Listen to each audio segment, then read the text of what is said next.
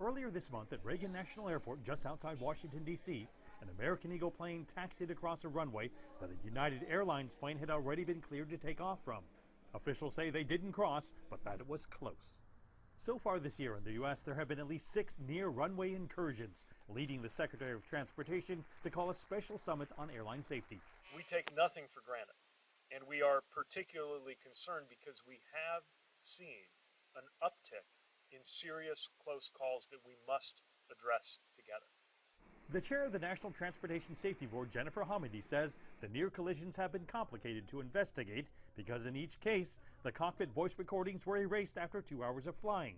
She's urging the FAA to require 25 hours of recording capacity. Hamidi also wants improved warning systems.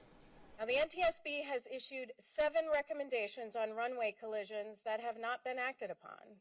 One is 23 years old and still appropriate today on technology warning pilots of an impending collision. How many times are we going to have to issue the same recommendations? The U.S. Department of Transportation has issued a safety alert for operators. Among the recommendations includes reinforcing an adherence to processes like checklists and air traffic control instructions.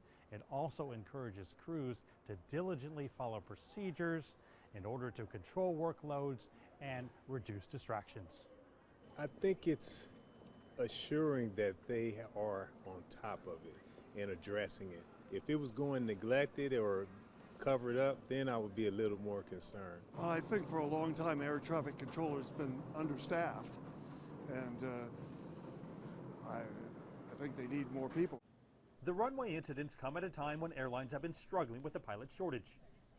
Over the past 3 years, where many retired and exited the system, and so therefore we are certainly seeing that that is a factor. We're seeing new pilots entering the workforce, and it's important for airlines, for the regulators, to be vigilant and make sure that they have the right training.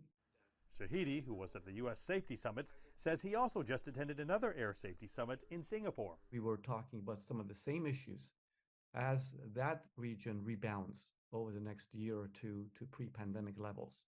And we're sharing the lessons learned from across the regions around the world, what we're seeing in the U.S., North America, Europe, elsewhere, to share that information so that the regions are prepared.